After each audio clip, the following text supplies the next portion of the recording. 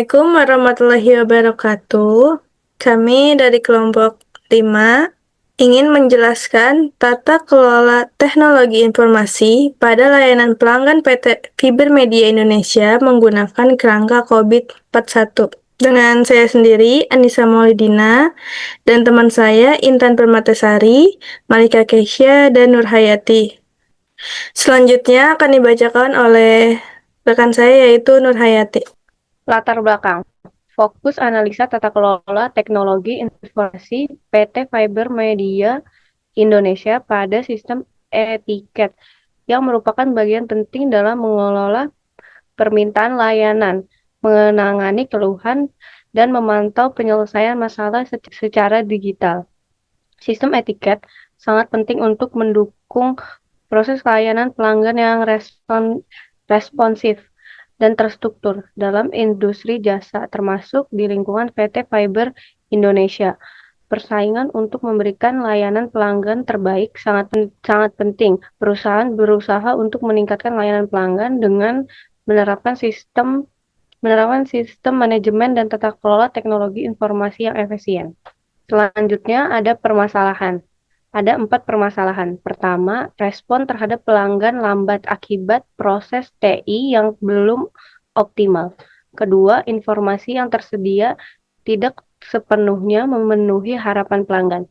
Yang ketiga, proses dan kontrol keamanan belum konsisten dan terstandarisasi. Keempat, tingkat kematangan proses TI masih belum ditingkatkan. Selanjutnya ada tujuan penelitian. Pertama, menilai keselarasan antara tujuan bisnis dan tujuan TI. Kedua, mengukur tingkat kematangan domain delivery and support DS serta monitor and evaluation MEAN. Ketiga, mengidentifikasi kelemahan dalam mengelola TI yang berdampak pada pelayanan pelanggan. Yang keempat, memberikan rekomendasi berbasis hasil audit untuk perbaikan sistem TI. Selanjutnya yaitu ada framework COVID-41. Yang pertama, COVID-41 adalah kerangka kerja untuk tata kelola dan manajemen teknologi informasi. Dua, dalam penelitian ini digunakan untuk mengevaluasi efektivitas, efisiensi, keamanan. Yang ketiga yaitu dan kesesuaian proses TI di divisi customer service dengan kebutuhan bisnis. Di sini juga ada domain COVID-41 yang digunakan. Deliver and Support DS. Yang pertama, DS1, Define and Manage Service Level. 2, DS5, Ensure System Security.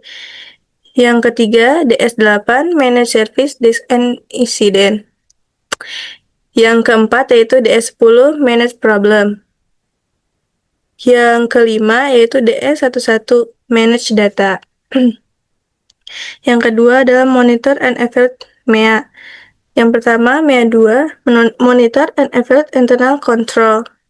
Yang kedua, MEA 3, Ensure Complete with External Requirement. Di sini juga ada metode penelitiannya. Yang pertama, instrumen kuesioner dengan 4 part, pertanyaan berbasis domain COVID-41.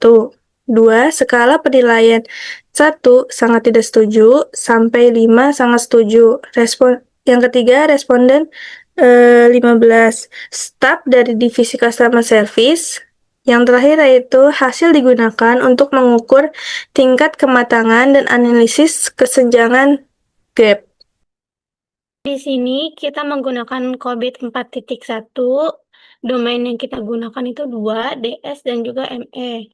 Dari domain DS itu kita pakai DS1, DS5, 8, 10, dan 11.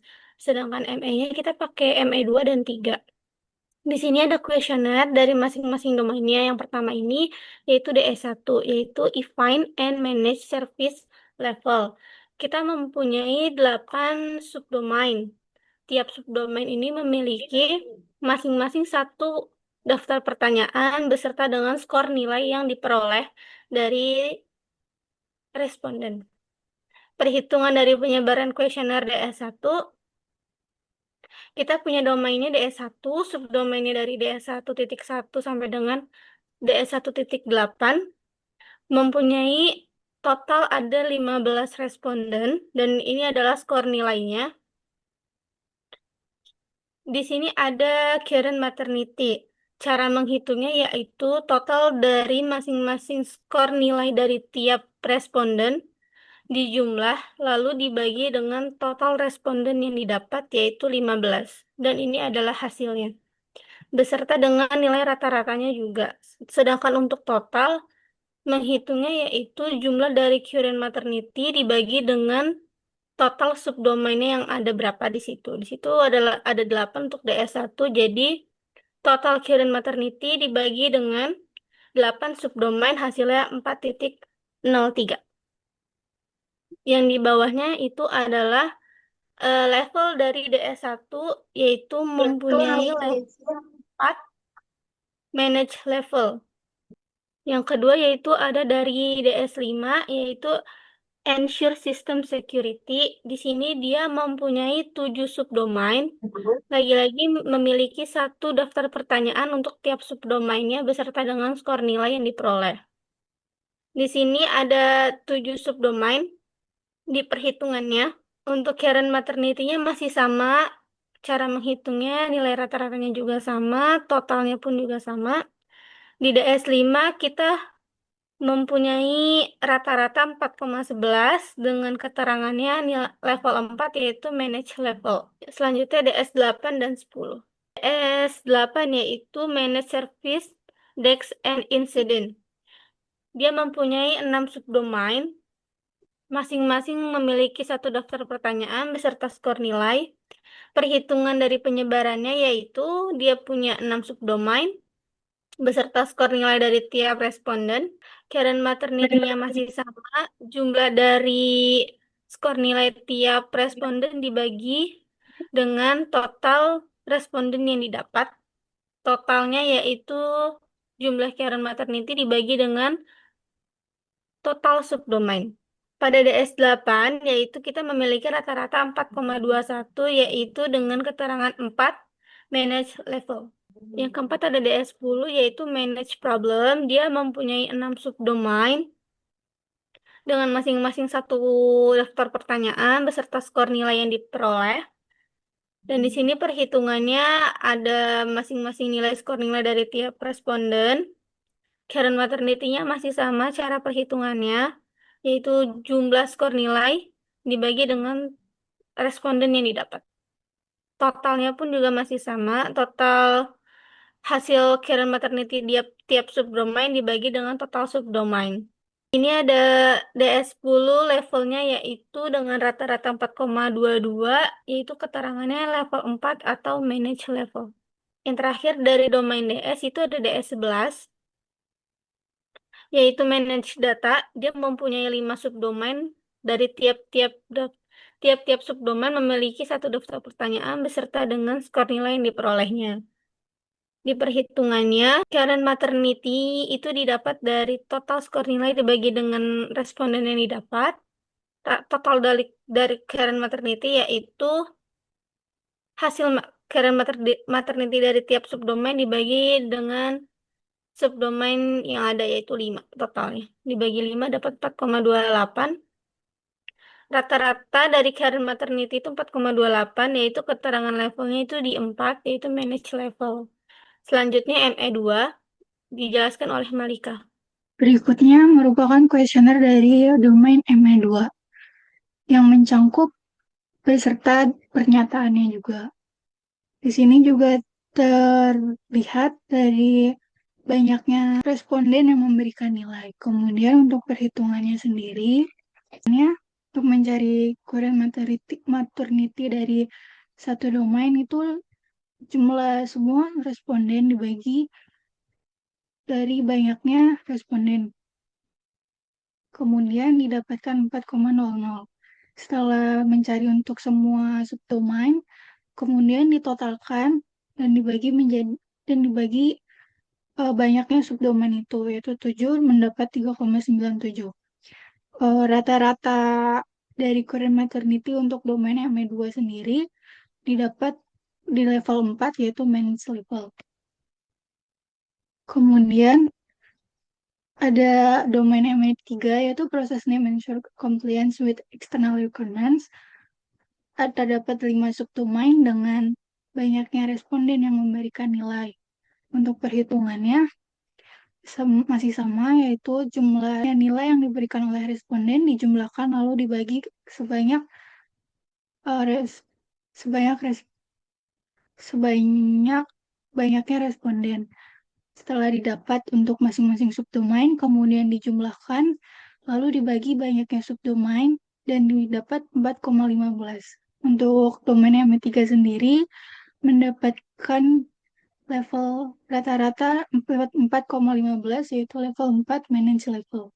Kemudian untuk penilaian dari gap maternity dari semua domain yang didapat, domain DS1 mendapatkan Korean Maternity rata-rata 4,03, DS5 mendapat 4,11, DS8 mendapat 4,21, DS10 4,22, DS11 mendapat 4,28, ME2 3,97, ME3 4,15 dengan expected maternity yang diberikan yaitu 4 dan mendapat gap atau selisih antar domain yaitu DS0 DS1 mendapat 0,03, DS5 mendapat 0,11, DS8 mendapat 0,21, DS10 mendapat 0,22, DS11 mendapat 0,28, M2 mendapat minus 0,03, M3 mendapat 0,15. Dan dari hasil gap selisih ini dijumlahkan dan dicari rata-rata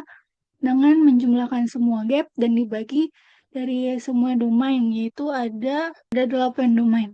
Jadi semua di gap semua ini dijumlahkan lalu dibagi banyaknya domain yaitu 8 dan mendapatkan rata-rata untuk gapnya 0,13. Dan untuk maternity level, kurang maternity yang tadi dijumlahkan lalu dibagi banyaknya domain untuk mencari rata-rata dan didapat 4,13 dengan expect maternity yaitu 4. Dan di sini terlihat untuk diagramnya bahwa semuanya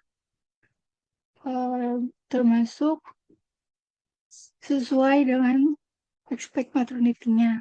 Dan di sini didapat domain DS11 yaitu lebih dari memiliki gap sebesar 0,28 dan M2 mendapatkan kurang dari minus 0,03 yang dimana itu lebih kurang. Terakhir, kesimpulan dan saran.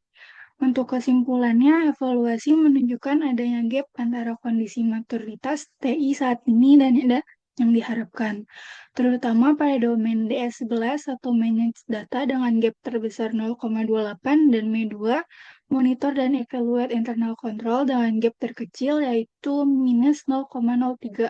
Secara keseluruhan, tingkat kematangan berada pada level 4 atau manage and measurable, artinya proses TI sudah berjalan baik dan konsisten.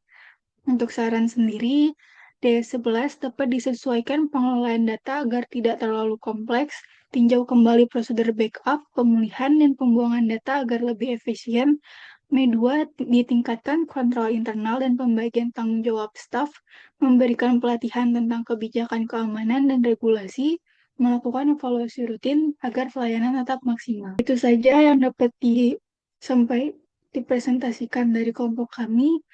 Selebihnya mohon maaf. Wassalamualaikum warahmatullahi wabarakatuh.